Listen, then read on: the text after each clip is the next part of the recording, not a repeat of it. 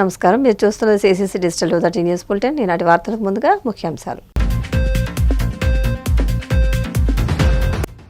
కోయంబత్తూరులో AP CM Chandrababu press meet. India కూటమి చర్యల వల్ల మహిళలు దక్షిణాది రాష్ట్రాలు నష్టపోయాయని విమర్శ.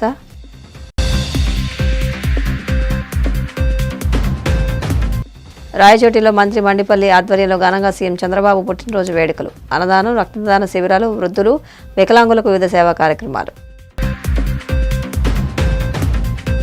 చంద్రబాబు, లోకేష్ కలిసి రెడ్ బుక్ రాజ్యాంగాన్ని అమలు చేస్తూ ప్రతిపక్ష నేతలను, కార్యకర్తలను వేధిస్తున్నారు. మాజీ మంత్రి ధర్మన ప్రసాదరావు ధ్వజం. మహిళా రిజర్వేషన్ బిల్లు, డీలిమిటేషన్ బిల్లులను వ్యతిరేకించడం ద్వారా కాంగ్రెస్, డీఎంకే సహా ఇండియా కూటమి పార్టీలు మహిళలను ఓడించాయని ముఖ్యమంత్రి చంద్రబాబు తీవ్రస్థాయిలో విమర్శించారు. ఎన్నికల ప్రచారంలో భాగంగా తమిళనాడులోని కోయంబత్తూరులో సోమవారం ఆయన మీడియా సమావేశంలో మాట్లాడారు. ఒకప్పుడు ప్రగతిశీల రాష్ట్రంగా ఉన్న తమిళనాడు ఇప్పుడు ఆర్థికంగా వెనుకబడిందని, రాష్ట్రంలో అనేక కుంభకోణాలు చోటు చేసుకున్నాయని ఆరోపించారు. తాను సీఎంగా ఉన్నప్పుడు తమిళనాడుకు తాగునీరు అందించేందుకు తెలుగు గంగా ప్రాజెక్టును చేపట్టామని గుర్తు చేశారు. ప్రతి ప్రభుత్వం ప్రజలకు జవాబుదారీతనంతో, పారదర్శక విధానాలతో పనిచేయాలని ఆయన హితవు పలికారు. BJP, NDA and also ADMK, other side Congress. You know very well what is happening all over the country for the last 12 years. Very stable government. Wherever there is a double engine sarkar, automatic development is going on. In Tamil Nadu for the last 5 years, no development according to me. Very progressive state once. And also South India headquarters, this Madras. Today Chennai is slowly lost, they are losing glory. And also if you see so many scandals, everything. Now recent amendment, that is the delimitation and women reservation. It is a great injustice for the society and also for South India, particularly for women. I am asking straight question DMK. Why you opposed? What is the gain you are going to get? You are saying Tamil Nadu has defeated Delhi. You didn't defeat Delhi.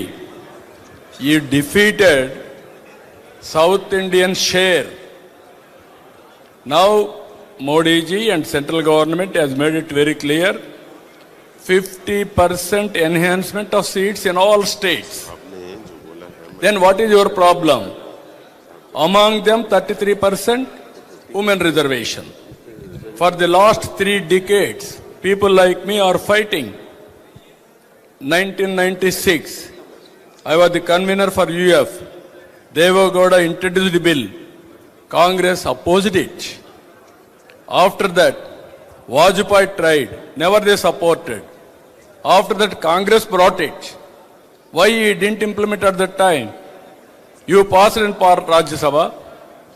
You didn't pass in Lok Sabha. Same allies.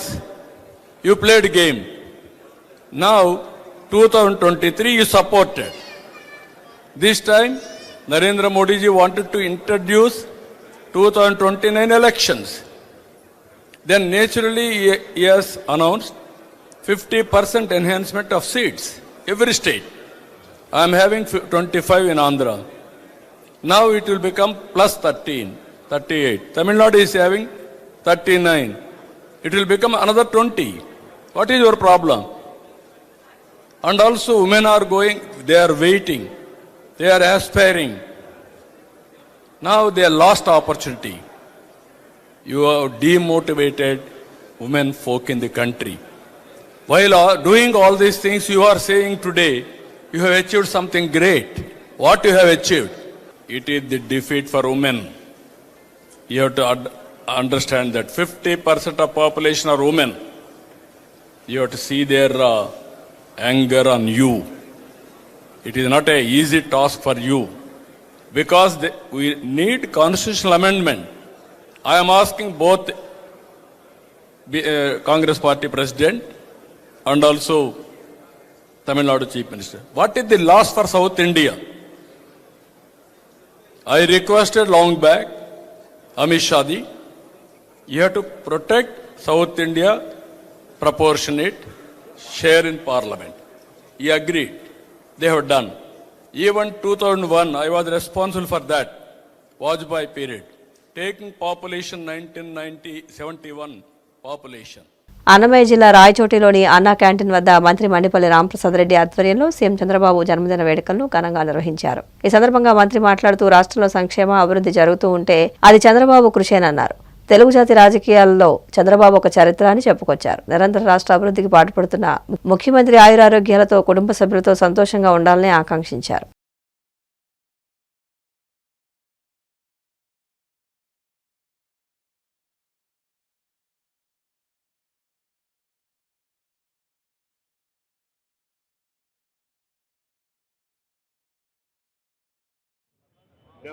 వసంతంలోకి అడుగు పెడుతున్న మన ప్రియతమ నాయకులు ఆంధ్ర రాష్ట్ర ముఖ్యమంత్రి వర్యులు Telugu Desam party అధినేత గౌరవనీయులు నారా చంద్రబాబు నాయుడు గారికి మన రాయచోటి నియోజకవర్గ ప్రజల తరపున జన్మదిన శుభాకాంక్షలు తెలియజేసుకుంటూ మనం అందరం ఇక్కడికి రావడం జరిగింది.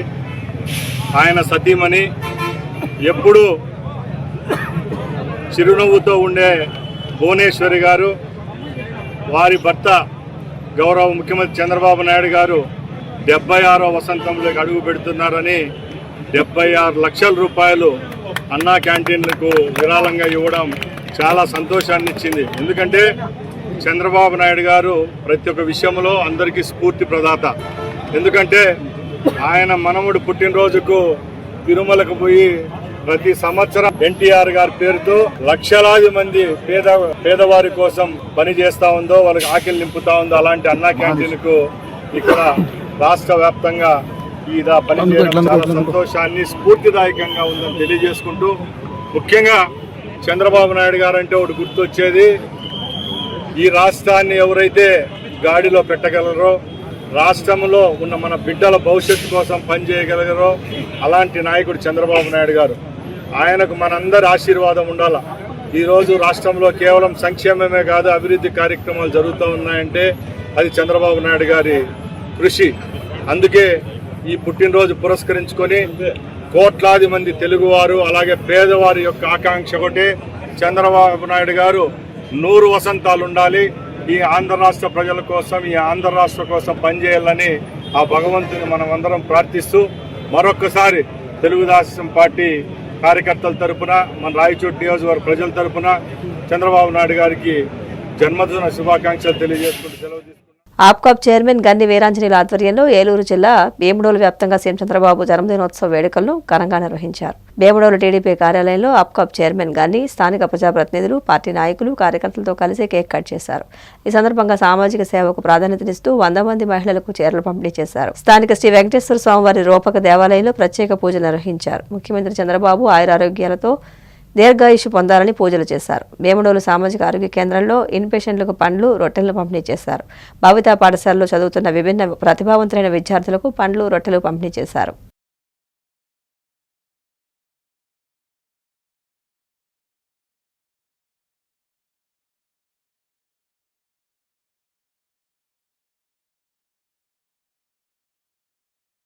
తెలుగుదేశం పార్టీ జాతీయ అధ్యక్షుడు నారా చంద్రబాబు నాయుడు గారి జన్మదిన సందర్భంగా రాష్ట్ర వ్యాప్తంగా అటువంటి బిజినరీ లీడర్ యొక్క పుట్టినరోజు వేడుకల సందర్భంగా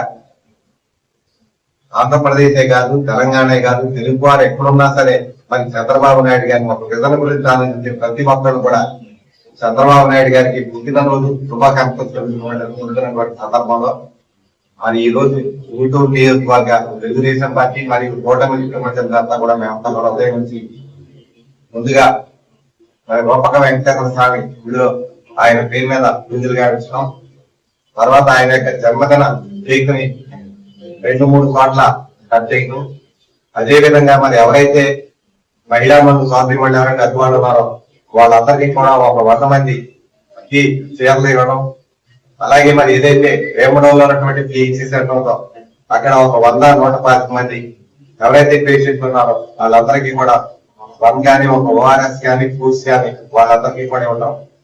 అదే సందర్భంలో ఈ రోజు వేమడోలో హై స్కూల్ ప్రాంగణంలో ఉన్నటువంటి భవిత స్కూల్ ప్రాంగణం ఏదైతే ఉందో ఇక్కడ సుమారు 20 మంది పిల్లలు ఎవరైతే మరి మాటలు రాని వాళ్ళు, బదిలీలు అంతా కూడా అన్ని విధాలుగా కూడా ఇబ్బంది పడేటువంటి ఎవరైతే స్టూడెంట్స్ ఉన్నారో ఈ భవిత స్కూల్లో ఈ విద్యార్థుల మధ్యలో మరి చంద్రబాబు నాయుడు గారి జన్మదిన వేడుకలు కేక్ కట్ చేసి మేమంతా కూడా ఆయనకి శుభాకాంక్షలు తెలియజేయడమే కాకుండా మరి ఈ పిల్లలందరికీ కూడా వీళ్ళందరికీ కూడా చంద్రబాబు నాయుడు గారు ఆశీస్సులు కావాలని చెప్పి మరి చంద్రబాబు నాయుడు గారు జన్మదిన సందర్భంగా మరి ఇక్కడంతా కూడా మేమంతా కూడా వీళ్ళకి వాటర్ ఫిల్టర్ ఒకటి లేదన్నారు.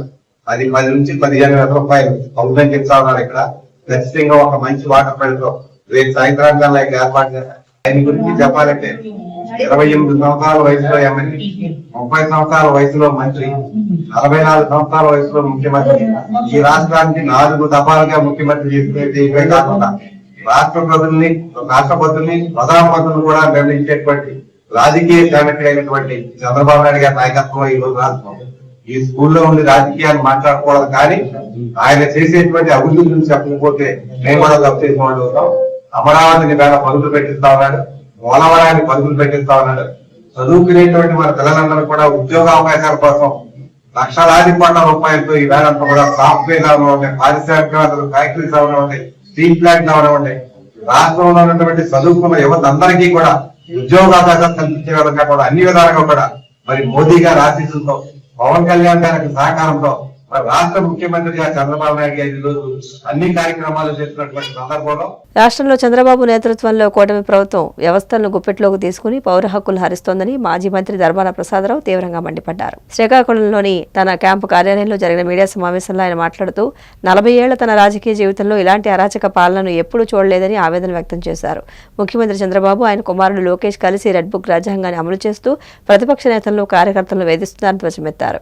ప్రపంచంలో ఎక్కడైనా ఆ ప్రజాస్వామ్యం ప్రజలకు ఉత్తమమైన ఫలితాలు ఇవ్వాలి అంటే ఆ ప్రభుత్వాల్లో ఏర్పాటైనటువంటి వ్యవస్థలన్నీ నిష్పాక్షికంగా పనిచేసేటువంటి వాతావరణం ఎన్నడైతే వస్తుందో ప్రజాస్వామ్యంలో ప్రజలకు ఫలితాలు అంత గొప్పగా ఉంటాయి.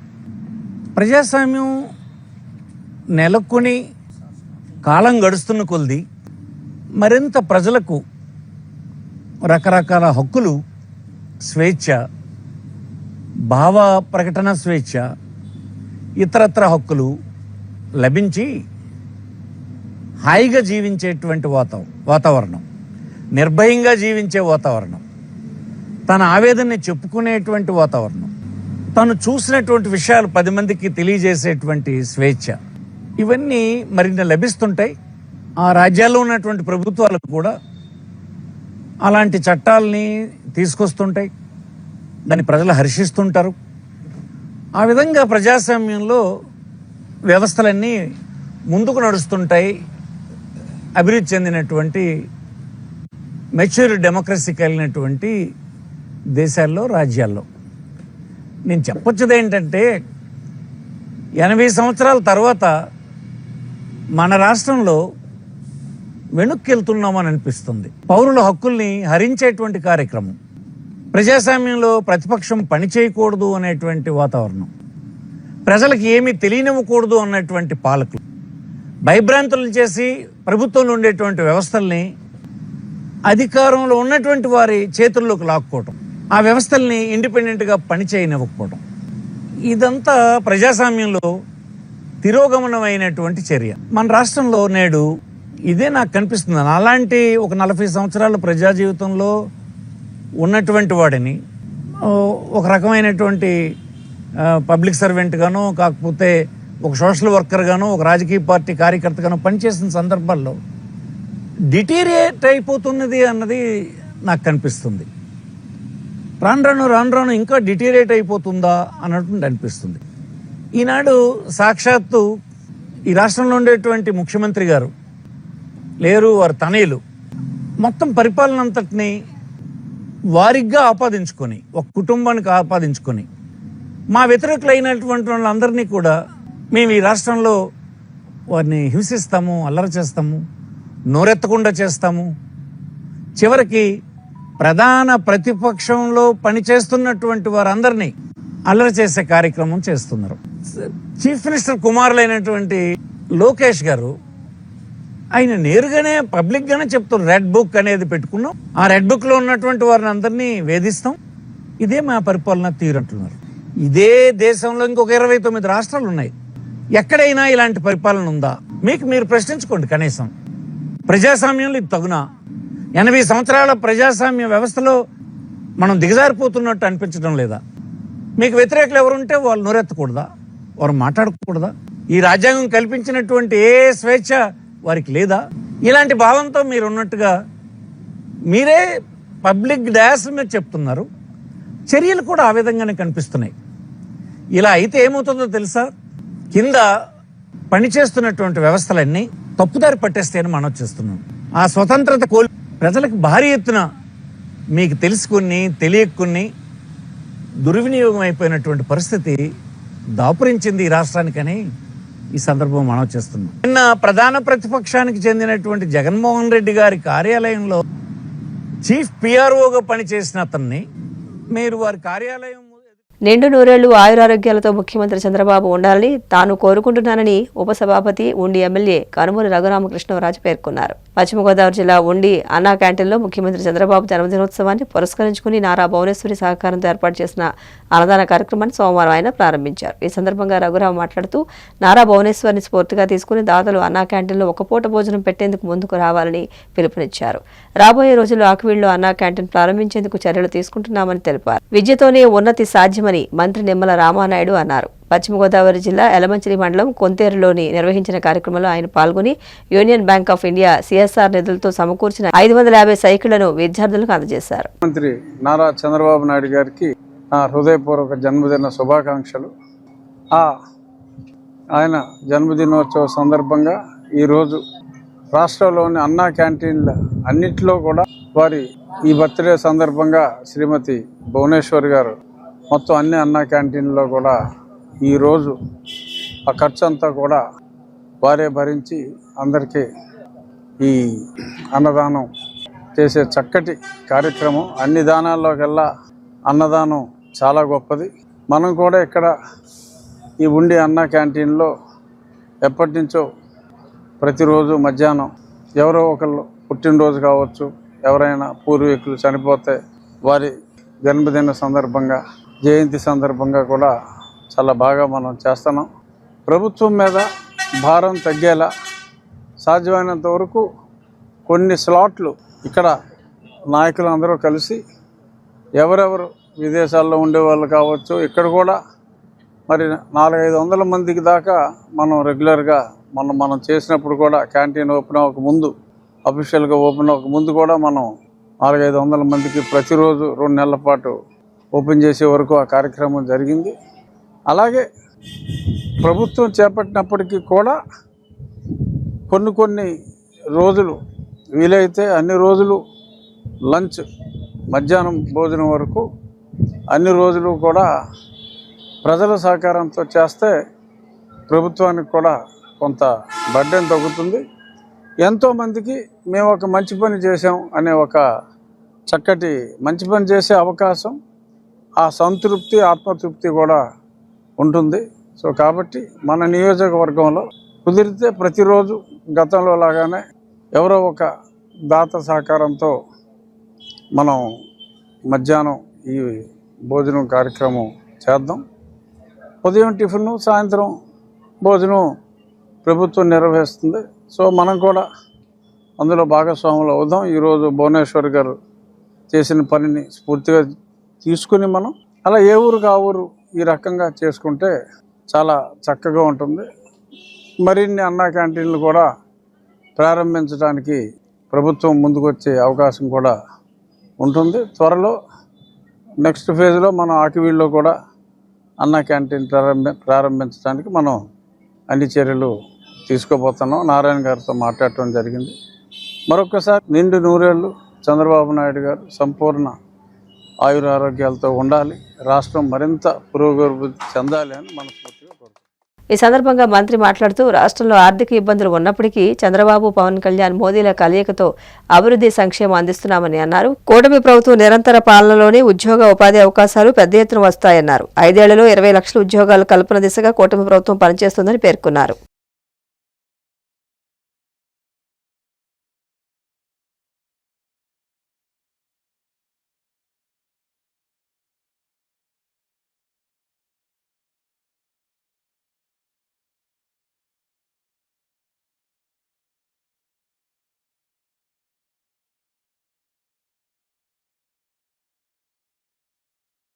ఎందుకంటే నేను కూడా ఈ యొక్క సైకిల్ మొదట్లో నాకు కూడా ఆలోచన లేకపోయినప్పటికీ నేను ఈ స్కూల్స్కి వెళ్తున్నప్పుడు, ఫంక్షన్స్కి వెళ్తున్నప్పుడు ఆ చదువుకునేటువంటి చిన్నారులు నోరు తెరిచి, సార్ మాకు ఒక సైకిల్ ఇప్పించండి, నేను 4 కిలోమీటర్లు చేస్తూ ఉన్నానని ఒక పాప చెప్తే, నాకు సైకిల్ లేక తల్లి మీద నేను కోపగించి సైకిల్ కొనుక్కున్నానని ఒక బాబు చెప్తే, ఇట్లా వీళ్ళని చూసి సరే వీళ్ళకి ఒక సైకిల్ మనం ఇస్తే ఒకటి వీళ్ళని ఎంకరేజ్ చేసినట్టుగా ఉంటుంది, పిల్లల్లో ఉత్సాహం ఆనందం కళ్ళల్లో మెరుపు కనపడుతూ ఉందనేది ఒకటి. రెండవది పేరెంట్స్కి ఆర్థికంగా భారం తగ్గుతుంది. ఎందుకంటే ప్రభుత్వ పాఠశాలలో చదివేటువంటి పిల్లలు చాలా వరకు మరి వాళ్ళకి మేము తల్లికి వందనం ఇస్తున్నప్పటికి కూడా ఆ డబ్బుల్ని కూడా ఇంటి అద్దెలకో పాల బిల్లులకో కిరాణా సరుకులకు ఉపయోగించుకుంటేనే కానీ ఆ ఇల్లు గడవనేటువంటి పిల్లలు ఈ స్కూల్స్లో చదువుతూ ఉన్నారు. అటువంటి పిల్లలకి మనము ఈ యొక్క సైకిల్ ఇవ్వడం ద్వారా ఆ తల్లిదండ్రుల మీద కొంత భారం, ఒక 6,000 7,000 రూపాయలు వాళ్ళకి భారం తగ్గించినట్టు అవుతుంది అనేటువంటి ఆలోచన. మూడవది, మన ప్రభుత్వ పాఠశాలలను కూడా కొంచెం స్ట్రెంగ్తన్ చేయడం, బలోపేతం. ఎందుకంటే ప్రభుత్వ పాఠశాలల్లో మనకి మంచి టీచింగ్ స్టాఫ్ ఉన్నారు, మంచి ఇన్ఫ్రాస్ట్రక్చర్ ఉంది. దీనికి ఇటువంటి వాటిని కూడా బలోపేతం చేయడానికి ఉపయోగపడుతుందని ఇవన్నీ కూడా ఆలోచన చేసి ఆ రకంగా ఆ యొక్క చిన్న పిల్లలు నోరు తెరిచి అడిగితే కాదనలేక ఇవ్వాలనే సంకల్పం చేశాం. కానీ ఒక సైకిల్ కాదు, 10 సైకిల్ కాదు, 100 సైకిల్ కాదు, దగ్గర 1000 సైకిళ్ళు కాదు, ఇంత పెద్ద మొత్తంలో సైకిళ్ళు ఇవ్వాలి అని అంటే మరి వ్యక్తిగతంగా నేను సరిపోయినటువంటి స్థితిలో ఇటువంటి ఏజెన్సీలు, ఇటువంటి ఇండస్ట్రీల్ని రిక్వెస్ట్ చేసుకుంటే ఒక 1000-1500 ఇవ్వగలుగుతాయేమో అని స్టార్ట్ చేశాను నేను. అంటే ఒక క్లాస్కి ఇద్దాము అంటే 10th క్లాస్కి ఇద్దాము, ఎందుకంటే వీళ్ళు నెక్స్ట్ ఇయర్ మళ్ళీ బయటకు వెళ్ళిపోతారు కాబట్టి ముందు 10th క్లాస్కి ఇద్దాము అనే ఉద్దేశంతో ఇప్పుడు 9th క్లాస్ కాబట్టి రేపు జూన్లో 10th వస్తారు, మళ్ళీ ఒక సంవత్సరం లేట్ అవుతే పాపం వీళ్ళు స్కూల్ వదిలి వెళ్ళిపోతారు కాబట్టి మిగిలిన క్లాస్ వాళ్ళు అయితే మనకు ఉంటారు కాబట్టి రేపు వద్దురైనా సమకూరితే వాళ్ళకి ఇద్దాం, ముందు 10th క్లాస్కి ఇద్దామని ఈ యొక్క సెలవులకు ముందు మొన్న ఉగాది నుంచి స్టార్ట్ చేసాం.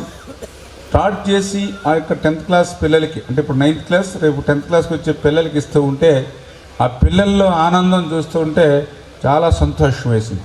ఆ పిల్లల తల్లిదండ్రులు కూడా చాలా కృతజ్ఞత చూస్తూ ఉంటే, లేదు ఒక క్లాస్కే కాదు, అవకాశం ఉంటే 10వ తరగతి నుంచి 6వ తరగతి వరకు కూడా ఇవ్వడానికి ట్రై చేయాలని అనిపించింది.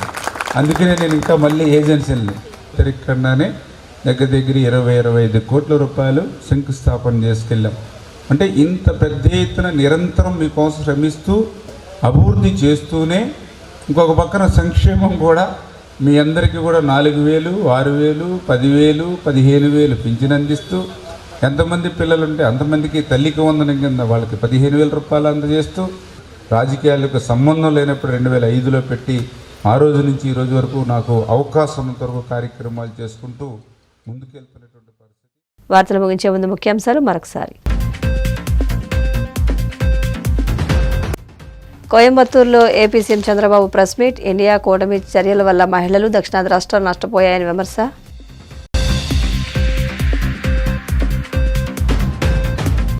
రాయచోటిలో మంత్రి మండిపల్లి ఆధ్వర్యంలో ఘనంగా సీఎం చంద్రబాబు పుట్టినరోజు వేడుకలు. అన్నదానం, రక్తదాన శిబిరాలు, వృద్ధులు, వికలాంగులకు వివిధ సేవా కార్యక్రమాలు.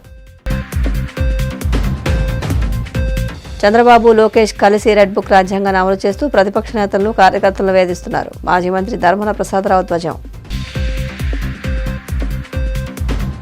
CCC డిజిటల్ 230 న్యూస్ బులెటిన్ ఇంతటితో సమాప్తం. నమస్కారం.